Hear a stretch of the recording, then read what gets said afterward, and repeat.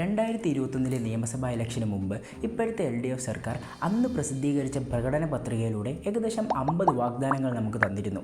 അവയിൽ പ്രധാനപ്പെട്ട 10 മേഖലകളിലെ വാഗ്ദാനം അനലൈസ് ചെയ്തുകൊണ്ട് ഈ 5 വർഷക്കാല ഭരണത്തിലൂടെ അവർക്ക് എത്രമാത്രം അവ നടപ്പാക്കാൻ പറ്റിയെന്ന് നോക്കിയാലോ. ആദ്യമായി നമ്മൾ നോക്കാൻ പോകുന്നത് എംപ്ലോയ്മെൻറ്റ് ജനറേഷനുമായി ബന്ധപ്പെട്ട വാഗ്ദാനങ്ങളാണ്. 20 ലക്ഷം അവ്യസ്ത വിദ്യർക്ക് തൊഴിൽ നൽകും, 15 ലക്ഷം ഉപജീവന തൊഴിലുകൾ സൃഷ്ടിക്കും, 15,000 സ്റ്റാർട്ടപ്പുകൾ 5 വർഷം കൊണ്ട് ആരംഭിക്കും. ഇതൊക്കെയായിരുന്നു വാഗ്ദാനങ്ങൾ.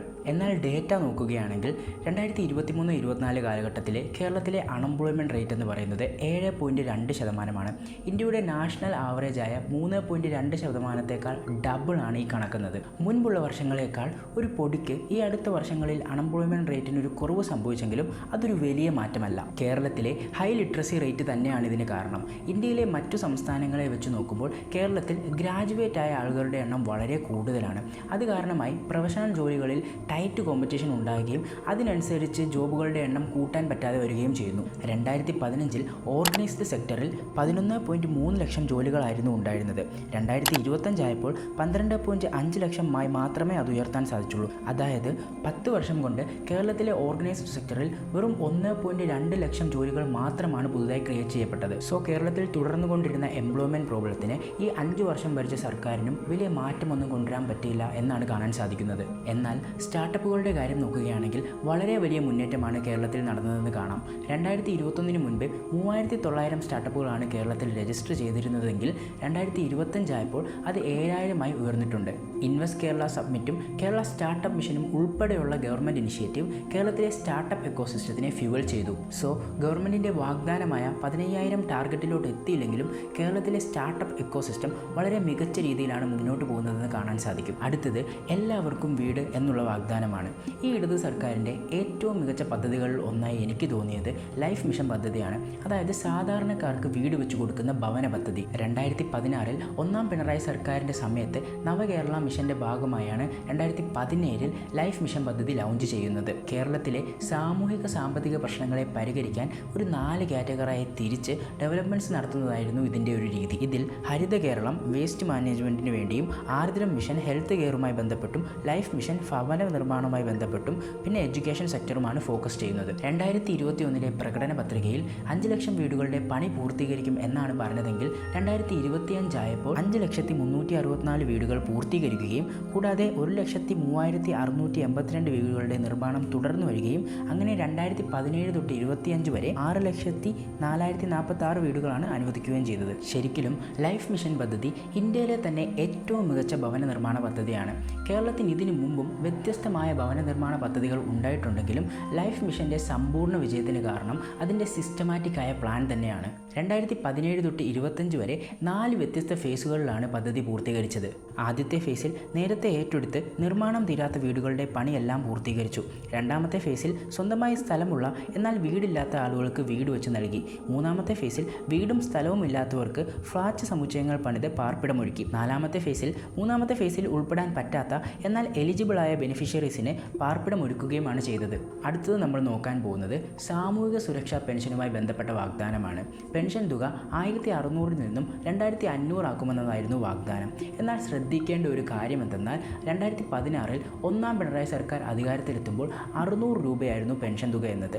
പിന്നീടുള്ള 5 വർഷക്കാരും ഘട്ടം ഘട്ടമായി പെൻഷൻ തുക ഉയർത്തിയാണ് 2021 1,600 എത്തിക്കുന്നത്. 1,600 നിന്നും 2,500 ആക്കി പെൻഷൻ തുക ഉയർത്താൻ പറ്റിയില്ലെങ്കിലും 2025 ആയപ്പോൾ പെൻഷൻ തുക 2,000 ഉയർത്തുകയുണ്ടായി. 3.5 കോടി വരുന്ന കേരള ജനസംഖ്യത്തിൽ 18% ആളുകളും സർക്കാരിൻ്റെ ഈ പെൻഷൻ ആനുകൂല്യം കൈപ്പറ്റുന്നവരാണ്. അതുകാരണം 2023-24 കാലഘട്ടത്തിൽ ഏകദേശം 6 മാസക്കാലം പെൻഷൻ തുക മുടങ്ങുകയും അത് സർക്കാരിനെ വളരെ വലിയ പ്രതിസന്ധികളിലേക്ക് എത്തിക്കുകയും ചെയ്തിരുന്നു. എന്നാൽ 2025 ഓണത്തോടുകൂടി പെൻഷൻ വിതരണം തുടരുകയും 1,600 നിന്ന് 2,000 പെൻഷൻ തുക ഉയർത്തിയത് മുഖ്യമന്ത്രി പ്രഖ്യാപിക്കുകയും ചെയ്തു. തുടർന്നുള്ള മാസങ്ങളിൽ കുടിശ്ശികയുണ്ടായിരുന്ന മുഴുവൻ പെൻഷൻ തുകയും കൊടുത്തു തീർത്തുവെന്നും പുതുക്കിയ തുകയായ 2,000 രൂപ സക്സസ്ഫുള്ളായി കൊടുത്തു വരുന്നുവെന്നും ഫിനാൻസ് മിനിസ്റ്റർ BN ബാലഗോപാൽ പറഞ്ഞതായി കാണാൻ സാധിക്കും. അടുത്തത് നമ്മൾ നോക്കാൻ പോകുന്നത് ഹെൽത്ത് സെക്ടറാണ്.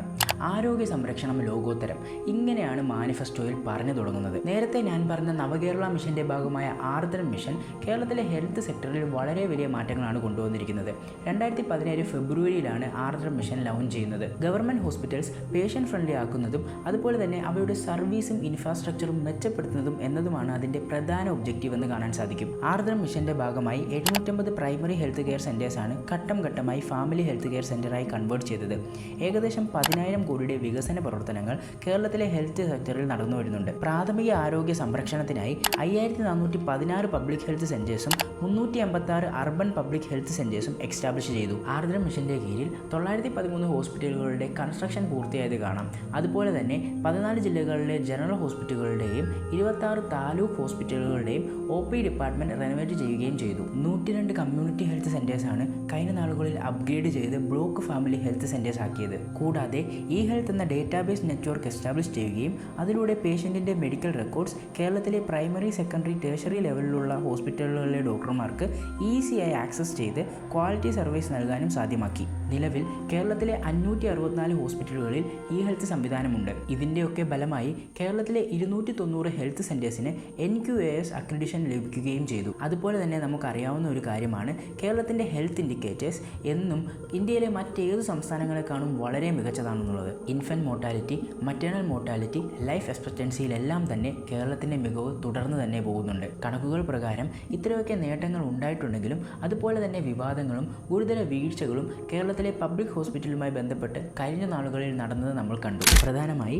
ഡോക്ടർ ഹാരിസ് ചിറക്കൽ എന്ന തിരുവനന്തപുരം മെഡിക്കൽ കോളേജിലെ യൂറോളജി ഡിപ്പാർട്ട്മെന്റ് ഹെഡായ പ്രമുഖ ഡോക്ടർ ഗവൺമെന്റ് ഹോസ്പിറ്റലുകളിലെ സിസ്റ്റം തകരാറിനെ ചൂണ്ടിക്കാട്ടി ഫേസ്ബുക്ക് പോസ്റ്റ് ഇട്ടതും അതുപോലെ തന്നെ ഗവൺമെന്റ് ഹോസ്പിറ്റലുകളിലെ അനാസ്ഥ കാരണം തിരുവനന്തപുരം മെഡിക്കൽ കോളേജിൽ വെച്ച് 48 വയസ്സുകാരനായ കൊല്ലം സ്വദേശി വേണു മരിച്ചതും ആലപ്പുഴയിലെ വണ്ടാനം മെഡിക്കൽ കോളേജിൽ 5 വർഷം മുൻപ് ചെയ്ത ശസ്ത്രക്രിയക്കിടയ്ക്ക് ഡോക്ടർമാർ ഉഷ ജോസഫ് എന്ന സ്ത്രീയുടെ വയറ്റിൽ വെച്ച കത്രിക ഈ അടുത്ത് കണ്ടെത്തിയതും അതുപോലെ തന്നെ തിരുവനന്തപുരം വിളപ്പിൽശാലയിൽ ചികിത്സ നിഷേധിച്ചത് കാരണം ബിസ്മിൽ എന്ന യുവാവ് മരിച്ചതും ഗവൺമെന്റ് ഹോസ്പിറ്റലിലെ ജീവനക്കാരുടെ ഉത്തരവാദിത്വമില്ലായ്മയും കെടുകാര്യസ്ഥതയും കുറിച്ചുള്ള ചർച്ചകൾക്ക് വഴിതെളിയിച്ചിരുന്നു. അടുത്തതായി നമ്മൾ നോക്കാൻ പോകുന്നത് എഡ്യൂക്കേഷൻ സെക്ടറിലെ വാഗ്ദാനങ്ങളാണ്. വിദ്യാഭ്യാസ മേഖലയെക്കുറിച്ച് പറയുമ്പോൾ നമ്മൾ ചേർത്ത് വെച്ച് പറയേണ്ട സംസ്ഥാന സർക്കാരിൻ്റെ ഒരു സംരംഭമാണ് കൈറ്റ് എന്നത്. അതായത് Kerala infrastructure and technology for education എന്നത്. കേരളത്തിലെ എഡ്യൂക്കേഷൻ സിസ്റ്റം റെവല്യൂഷനൈസ് ചെയ്ത ITH സ്കൂൾ പ്രൊജക്ട് ട്രാൻസ്ഫോം ചെയ്താണ് 2017 കൈറ്റ് രൂപീകരിക്കുന്നത്.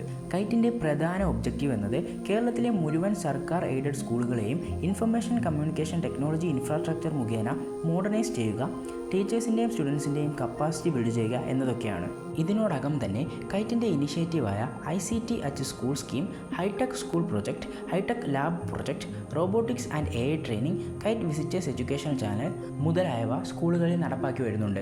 45,000 മുകളിൽ ഹൈടെക് ക്ലാസ് റൂമുകൾ കേരളത്തിലെ സർക്കാർ എയ്ഡഡ് സ്കൂളുകളിലായിട്ട് കൈറ്റ് നിർമ്മിച്ചിട്ടുണ്ട്. അതിൽ 4,752 ഹൈസ്കൂളുകൾ ഫുള്ളി ഡിജിറ്റലൈസ്ഡ് ആണ്. കൈറ്റിൻ്റെ പ്രവർത്തനത്തിലൂടെ 43 ലക്ഷം സ്റ്റുഡൻസും 1.7 ലക്ഷം ടീച്ചേഴ്സും ബെനിഫിറ്റ് ചെയ്യുന്നുണ്ട് എന്നാണ് ഡേറ്റ പറയുന്നത്. അതുപോലെ തന്നെ ഈ ബഡ്ജറ്റിലെ ഏറ്റവും ശ്രദ്ധേയമായ മറ്റൊരു പ്രഖ്യാപനമായിരുന്നു ഇന്ത്യയിൽ തന്നെ ആദ്യമായി ഒരു സംസ്ഥാനത്ത് UG ലെവൽ വരെ ഫ്രീ ആയി എഡ്യൂക്കേഷൻ പ്രൊവൈഡ് ചെയ്യുക എന്നത്. ഗവൺമെന്റും എയ്ഡഡും ആയിട്ടുള്ള ആർട്സ് ആൻഡ് സയൻസ് കോളേജുകളിലാണ് ഇത് നടപ്പാക്കുക. ഇതിനു മുൻപ് +2 വരെയായിരുന്നു കേരളത്തിൽ സൗജന്യ വിദ്യാഭ്യാസം ഉണ്ടായിരുന്നത്. കഴിഞ്ഞ 5 വർഷത്തെ ഭരണത്തിൽ ഏറ്റവും കൂടുതൽ അഭിനന്ദനം നേടിയ മിനിസ്ട്രി എഡ്യൂക്കേഷനും മിനിസ്റ്റർ V ശിവൻകുട്ടി സാറുമാണ്. എല്ലാ കുട്ടികളെയും ടൂർ കൊണ്ടുപോകണം എന്ന് തുടങ്ങി അദ്ദേഹത്തിൻ്റെ ഒട്ടനവധി നയങ്ങൾ കുട്ടികളുടെയും മുതിർന്നവരുടെയും ഇടയിൽ അദ്ദേഹത്തെ പ്രിയപ്പെട്ടവനാക്കുന്നത് നമ്മൾ കണ്ടു. അടുത്തത് അഗ്രികൾച്ചർ സെക്ടറാണ്. കൃഷിക്കാരുടെ വരുമാനത്തിൽ 50% വർധന, റബ്ബറിൻ്റെ തറവില ഘട്ടം ഘട്ടമായി 250 രൂപയായി ഉയർത്തും, ശീലമിച്ച സംസ്ഥാനമാക്കും, കയർ ഉൽപ്പാദനം 70,000 ടണ്ണായി ഉയർത്തും തുടങ്ങിയവയായിരുന്നു വാഗ്ദാനങ്ങൾ. ഡേറ്റ പ്രകാരം 2021 ശേഷം കേരളത്തിലെ നെല്ലിൻ്റെ പ്രൊഡക്ഷൻ 7.6 ലക്ഷം ടണ്ണായി വർദ്ധിച്ചിട്ടുണ്ടെന്ന് കാണാൻ സാധിക്കും. അതുപോലെ തന്നെ കേരളത്തിലെ നെല്ലിൻ്റെ MSP അഥവാ മിനിമം സപ്പോർട്ട് പ്രൈസ് എന്നത് സെൻട്രൽ ഗവൺമെൻറ്റിനേക്കാളും ഉയർന്നതാണ്. റബ്ബറിൻ്റെ താങ്ങുവില 2021 മുമ്പ് 120 to 160 per kg ആയിരുന്നു ആവറേജ് വാല്യൂ എങ്കിൽ 2021 ശേഷം അത് 170 to 200 വർദ്ധിച്ചിട്ടുണ്ടെന്ന് കാണാൻ സാധിക്കും. എന്നാലും പ്രകടന പത്രികയിൽ പറയുന്ന 250 എന്ന ഒരു വിലയിലേക്ക് റബ്ബറിൻ്റെ താങ്ങുവില എത്തിയിട്ടില്ല. ക്ഷീരമേഖലയിൽ 2021 മുമ്പ് 27 തൊട്ട് 30 ടൺ പെർ ഇയർ ആയിരുന്നു മിൽക്ക് പ്രൊഡക്ഷൻ എങ്കിൽ 21 ശേഷം 32 തൊട്ട് 33 ടൺ പെർ ഇയർ ആയി ഉയർന്നിട്ടുണ്ട്. കയർ ഉൽപ്പാദനത്തിൽ ഇന്ത്യയിൽ ഇന്നും മുൻപന്തിയിൽ നിൽക്കുന്ന സംസ്ഥാനം കേരളം തന്നെയാണ്. ഇന്ത്യയിൽ ആകെ ഉൽപ്പാദിപ്പിക്കുന്ന കോയർ പ്രൊഡക്ട്സിൽ 85% കേരളത്തിൽ നിർമ്മിക്കുന്നതാണ്. അതുപോലെ തന്നെ ലോകത്തിൽ മൊത്തം നിർമ്മിക്കുന്ന വൈറ്റ് കോയർ ഫൈബറിൻ്റെ 60% ഉൽപ്പാദിപ്പിക്കുന്നത് നമ്മുടെ കൊച്ചു കേരളത്തിൽ തന്നെയാണ്. ഈ അവസാന ബഡ്ജറ്റിൽ അഗ്രികൾച്ചർ ആൻഡ് അലൈഡ് സെക്ടറിന് വേണ്ടി 2071.95 കോടി രൂപയാണ് അനുവദിച്ചിരുന്നത്. അതുപോലെ തന്നെ കേരളത്തിലെ കർഷകർ കടക്കണി കാരണവും മറ്റനുബന്ധ കാരണങ്ങൾ കാരണവും ആത്മഹത്യ ചെയ്യുന്ന വാർത്തകളും ഈ അടുത്ത കാലങ്ങളിൽ നമ്മൾ കേട്ടിരുന്നു. 2023 കണക്ക് പ്രകാരം ഫാമിംഗ് സെക്ടറിലുള്ള 132 ആളുകളാണ് കേരളത്തിൽ ആത്മഹത്യ ചെയ്തിരുന്നത്. അതിൽ 3 പേർ കൃഷിക്കാരും ബാക്കി 129 പേർ കർഷക തൊഴിലാളികളുമായിരുന്നു. ഇനി ഇൻഡസ്ട്രി സെക്ടറിലെ വാഗ്ദാനങ്ങൾ നോക്കാം. 5 വർഷം കൊണ്ട് വ്യവസായ മേഖലയിൽ 10,000 കോടിയുടെ നിക്ഷേപം സൃഷ്ടിക്കും. MSME മേഖലയിൽ സംരംഭങ്ങളുടെ എണ്ണം 1.4 ലക്ഷത്തിൽ നിന്ന് 3 ലക്ഷമായി ഉയർത്തും. 5 വർഷത്തിനുള്ളിൽ ഈസ് ഓഫ് ഡൂയിങ് ബിസിനസ് ഇൻഡെക്സിൽ 1-ാം സ്ഥാനത്തെത്തിക്കുന്നതിനുള്ള പ്രവർത്തനങ്ങൾ നടത്തും. നമ്മൾ നേരത്തെ പറഞ്ഞിരുന്നു ഈ 5 വർഷക്കാലം കേരളത്തിലെ സ്റ്റാർട്ടപ്പ് എക്കോസിസ്റ്റത്തിൽ വളരെ വലിയ ഗ്രോത്ത് ആണ് ഉണ്ടായിട്ടുള്ളതെന്ന്. ആ സെയിം അവസ്ഥ തന്നെയാണ് ഇൻവെസ്റ്റ്മെന്റിന്റെ കാര്യത്തിലും ഉണ്ടായിട്ടുള്ളതെന്ന് കാണാൻ സാധിക്കും. 10,000 കോടി ഇൻവെസ്റ്റ്മെന്റ് ആയിരുന്നു ടാർഗറ്റ് എങ്കിൽ 2021 തൊട്ട് 24 വരെയുള്ള കാലഘട്ടത്തിന്റെ ഇടയ്ക്ക് ഏകദേശം 12,000 കോടിയുടെ ഇൻവെസ്റ്റ്മെന്റ് ആണ് 300-ൽ പരം ഇൻവെസ്റ്റേഴ്സ് വഴി കേരളത്തിൽ എത്തിയിട്ടുള്ളത്. MSME അഥവാ മൈക്രോ സ്മോൾ ആൻഡ് മീഡിയം എന്റർപ്രൈസിന്റെ കാര്യം നോക്കുകയാണെങ്കിൽ 2021 മുമ്പ് 1.4 ലക്ഷം MSMEകളാണ് ഉണ്ടായിരുന്നതെങ്കിൽ 2021-22 കാലഘട്ടത്തിൽ പുതുതായി 15,285 MSME രൂപം കൊള്ളുകയും 22-23 കാലഘട്ടത്തിൽ 1,39,389 എണ്ണം തുടങ്ങുകയും 23-24 വർഷത്തിൽ 1,03,596 MSMEയും രൂപം കൊള്ളുകയും ചെയ്തു. അങ്ങനെ ആകെ മൊത്തം 2021 മുതൽ 24 വരെ 2,97,782 MSMEകളാണ് ക്രിയേറ്റ് ചെയ്യപ്പെട്ടത്. 2025 ആയപ്പോൾ പ്രകടന പത്രികയിലെ ടാർഗറ്റായ 3 ലക്ഷം MSME ഹിറ്റ് ചെയ്യുകയും ചെയ്തിട്ടുണ്ട്. ബിസിനസ് റിഫോം ആക്ഷൻ പ്ലാനിന്റെ ഡേറ്റ പ്രകാരം 2021 ഈ സർക്കാർ അധികാരത്തിൽ വരുമ്പോൾ ഈസ് ഓഫ് ഡൂയിങ് ബിസിനസ്സിൽ കേരളത്തിന്റെ സ്ഥാനം 15-മതായിരുന്നു. ഇന്ത്യയിലെ സംസ്ഥാനങ്ങളിൽ സുഗമമായി ബിസിനസ് റൺ ചെയ്യാൻ വേണ്ടിയുള്ള 100ഓളം നയങ്ങൾ BRAP പ്രസിദ്ധീകരിക്കും. അതിൽ എത്രത്തോളം റിഫോമുകൾ സക്സസ്ഫുൾ ആയ സംസ്ഥാനങ്ങൾക്ക് ഇംപ്ലിമെന്റ് ചെയ്യാൻ പറ്റി എന്നത് ബേസ് ചെയ്താണ് ഈസ് ഓഫ് ഡൂയിങ് ബിസിനസ് ഇൻഡെക്സിൽ സ്കോർ ചെയ്യാൻ പറ്റുക. അങ്ങനെ 2025 ആയപ്പോൾ കേരളം 99.3% റിഫോം സ്കോറുകളോടുകൂടി 1-ാം സ്ഥാനത്തുള്ള മറ്റു സംസ്ഥാനങ്ങളുടെ കൂടെ ഇടം പിടിക്കുകയും ചെയ്തു. മൊത്തത്തിൽ പറയുകയാണെങ്കിൽ മാനിഫെസ്റ്റോയിൽ പറഞ്ഞ എല്ലാ കാര്യങ്ങളും പാലിച്ചുകൊണ്ട് ഈ 5 വർഷക്കാലം ഇൻഡസ്ട്രി സെക്ടറിൽ വളരെ വലിയ മുന്നേറ്റമാണ് കേരളം നടത്തിയതെന്ന് കാണാൻ സാധിക്കും. അടുത്തത് നമ്മൾ നോക്കാൻ പോകുന്നത് ഇൻഫ്രാസ്ട്രക്ചർ ഡെവലപ്മെൻറ്റ് മേഖലയാണ്. ഇൻഫ്രാസ്ട്രക്ചർ ഡെവലപ്മെൻറ്റ് എന്ന് പറയുമ്പോഴേ നമ്മുടെ മനസ്സിൽ വരിക കിഫ്ബി ആയിരിക്കും. അതായത് Kerala infrastructure investment fund board. എന്താണ് ഈ KIIFB? 1999 Kerala infrastructure investment fund ആക്ടിൻ്റെ കീഴിൽ തുടങ്ങിയ ഒരു സ്റ്റാറ്റ്യൂട്ടറി ബോഡിയായിരുന്നു കിഫ്ബി. എന്നാൽ പിന്നീട് വന്ന സർക്കാരുകൾക്കൊന്നും കിഫ്ബിയെ വേണ്ട വിധം ഉപയോഗിക്കാൻ പറ്റിയിരുന്നില്ല. അന്ന് കിഫ്ബി സ്വരൂപിച്ച ഫണ്ടുകൾ ട്രഷറിയിൽ സൂക്ഷിക്കാറായിരുന്നു പതിവ്.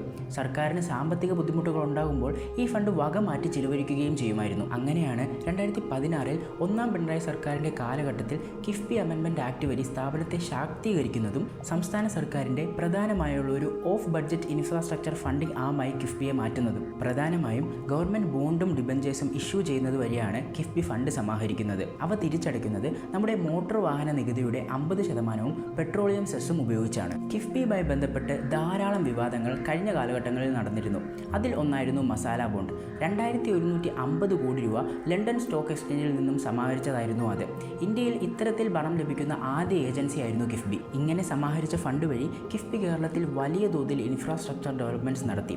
കണക്ക് പ്രകാരം 2016 മുതൽ 9,562 കോടിയുടെ പ്രൊജക്ട്സ് ആണ് സാങ്ഷൻ ചെയ്തിട്ടുള്ളത്. അതിൽ 21,881 കോടിയുടെ പ്രൊജക്റ്റുകൾ കംപ്ലീറ്റ് ആക്കിയെന്നും കാണാം. ഇപ്പോൾ ഏകദേശം 1,200-ന്റെ മുകളിൽ പ്രൊജക്റ്റുകൾ PWD, ഹെൽത്ത്, എഡ്യൂക്കേഷൻ, വാട്ടർ എന്ന വ്യത്യസ്ത ഡിപ്പാർട്ട്മെന്റുകളായി കിഫ്ബിയുടെ അണ്ടറിലുണ്ട്. അതിനൊരു ഉദാഹരണമാണ് ആലപ്പുഴയിലെ പെരുമ്പലം ബ്രിഡ്ജും കോഴിക്കോട് വയനാട് ജില്ലകളെ ബന്ധിപ്പിക്കുന്ന വയനാട് തുരങ്കപാത പ്രൊജക്റ്റുമൊക്കെ. അടുത്തത് poverty and hunger free Kerala.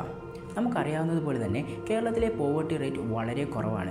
നീതി ആയോഗിൻ്റെ കണക്ക് പ്രകാരം 2021 പോവേർട്ടി റേറ്റ് എന്ന് പറയുന്നത് 0.7% ആയിരുന്നെങ്കിൽ 2025 ആയപ്പോൾ അത് 0.55% ആയി പിന്നെയും കുറഞ്ഞിട്ടുണ്ടെന്ന് കാണാൻ സാധിക്കും. കൂടാതെ ഈ കഴിഞ്ഞ വർഷം നമ്മൾ പുതിയൊരു മൈൽ സ്റ്റോൺ കൂടി അച്ചീവ് ചെയ്തതായി കേരള പിറവി ദിനത്തിൽ മുഖ്യമന്ത്രി പിണറായി വിജയൻ അനൗൺസ് ചെയ്തിരുന്നു. ഇന്ത്യയിലെ ആദ്യത്തെ അതിദാരിദ്ര്യമുക്ത സംസ്ഥാനമായി കേരളം മാറിയിരിക്കുന്നു എന്നതായിരുന്നു അത്. കേരളത്തിലെ ഒരാളും പട്ടിണി കിടക്കില്ല എന്നത് പ്രകടന പത്രികയിൽ പറയുന്ന ഒരു പ്രസ്താവന. പ്രസ്താവനയായിരുന്നു.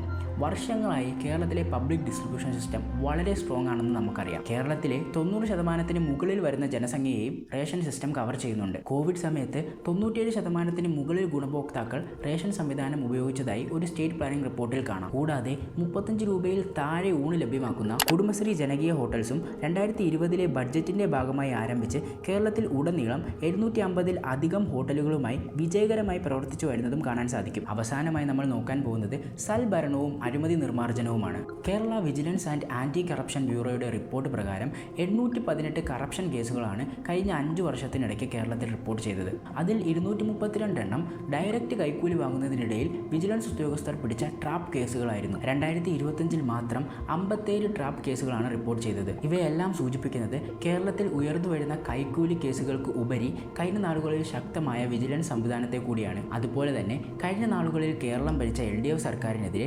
ഗുരുതരമായ അഴിമതി ആരോപണങ്ങളും അതിനെ തുടർന്ന് ഇപ്പോഴും നടന്നുകൊണ്ടിരിക്കുന്ന അന്വേഷണങ്ങളും നമ്മൾ കണ്ടു. മുഖ്യമന്ത്രി പിണറായി വിജയന്റെ മകൾ വീണ വിജയൻ പ്രസ്ഥാനത്തായ CMRL ഫണ്ട് തട്ടിപ്പ് മുതൽ ഇപ്പോൾ എത്തി നിൽക്കുന്ന ശബരിമല സ്വർണ്ണക്കൊള്ള കേസ് വരെയുള്ളതിൽ സാധാരണക്കാരെ നേരിട്ട് ബാധിച്ചുവെന്ന് കേരളത്തിലെ സഹകരണ ബാങ്കുകളെ അധികാരത്തിൽ ഇരിക്കുന്നവർ കൊള്ളയടിച്ച് തകർത്തത് തന്നെയാണ്. സോ മൊത്തത്തിൽ ഈ 5 വർഷ ഭരണത്തിലൂടെ ഇടത് സർക്കാർ അവരുടെ ഇലക്ഷൻ മാനിഫെസ്റ്റോയിലൂടെ പറഞ്ഞ 70% കാര്യങ്ങളും ചെയ്തു തീർത്തതായി കാണാൻ സാധിക്കും.